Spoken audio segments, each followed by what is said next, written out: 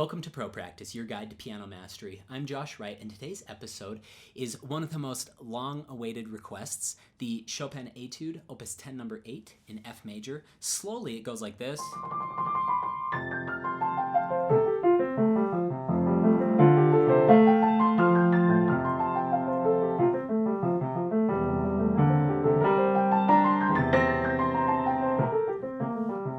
And through today's tutorial, I'm hoping I can help each of you speed this up, get your hands lighter, and get somewhere in this realm.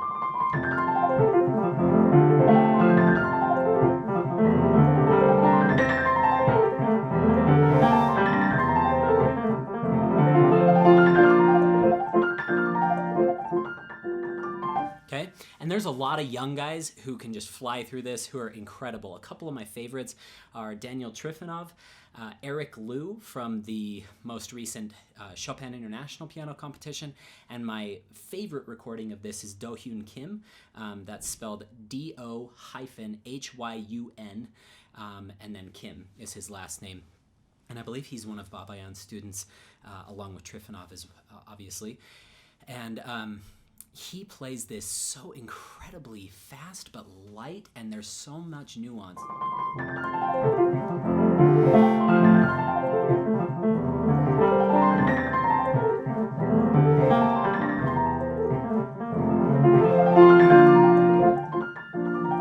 He'll do little things like that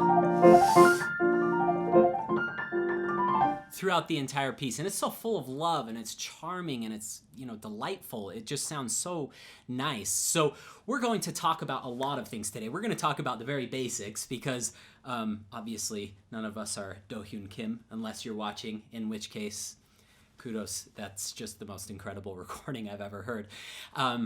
But I want to talk about how we can start to even just approach this piece, how we can even get it into something like this and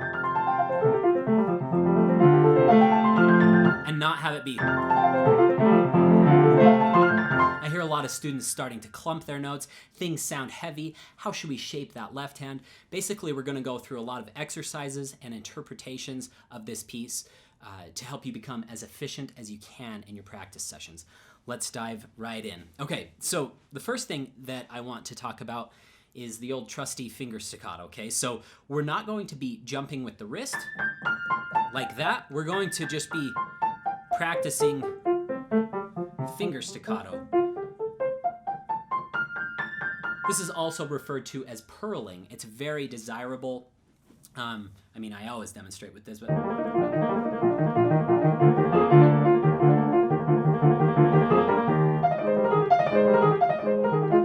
And the first time I ever heard that was Murray Pariah. I would listen to his recordings all the time when I was young. So taking your playing from...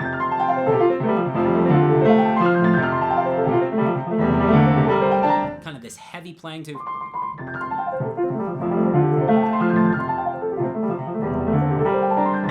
The first thing that you need to do is go through and play finger staccato a lot. And we don't need to be like forte. Don't overdo this. This piece is so light and charming, and it really comes off as much more powerful in the big sections. If these first joyful sections...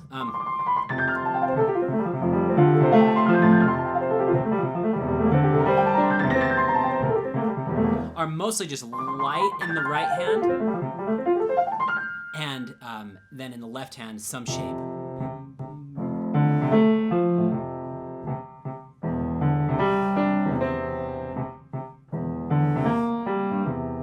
Okay, the next thing that I want to talk about is the anatomy of the hand and how we can use rotation to help us in this quest to play this piece, because I talk sometimes about shifting versus crossing, like how much cross should you have and how much should you be shifting the hand laterally.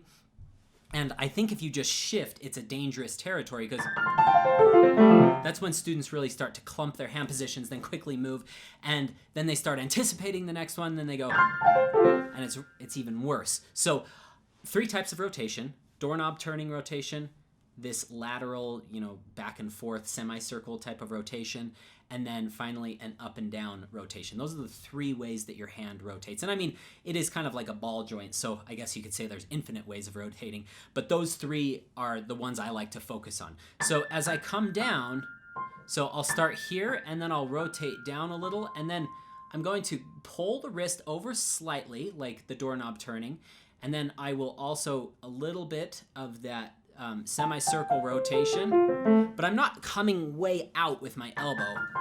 I'm mostly doing it in the wrist, and I feel like my hand is like a squid or an octopus folding over. Don't think of your hand having any bones in it. Think of it as being made of rubber.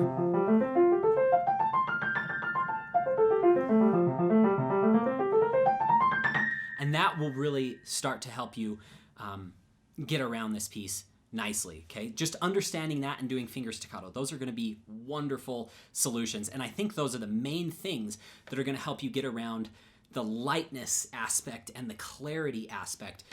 The next thing that I wanna talk about is rhythms and how you can strategically place rhythms in this piece. So you don't have to do just a long, short, or long, short, long, short. While those are extremely beneficial, and I would do those as preliminary exercises, I would practice really light and relaxed, and then just practice the cross, the hard part, while landing lightly. This is one of the biggest issues is students start to get heavy-handed because they'll do these exercises that I'm saying, but they'll go, and they'll just accent the heck out of that. And so when they go to play it, it starts to sound heavy. Whereas if you practice landing lightly, just think of almost stroking the key back a little bit.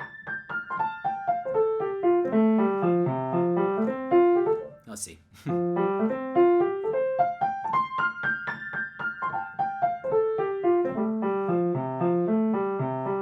Let's see. Let's see. Sometimes those changes of directions mess with your mind a little bit.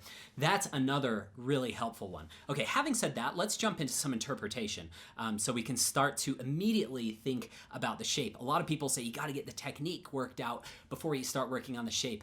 They should be done simultaneously. In the beginning of Heinrich Neuhaus's book, The Art of Piano Playing, he talks about the word technique. I think it's spelled T-E-K-N-I-K in the original Greek form, and it means art or artistic or something like that. I can't remember the exact quote that he said, but basically your technique is an extension of an art form. So the way you play should, like the physical mechanism, should be serving the expressive purposes and directions that you want to take the piece. Okay, so let's talk a little bit about this first turn before we get into the interpretation. I forgot to do that. This first little trill. So the big thing that I hear a lot of pianists do is take a ton of time.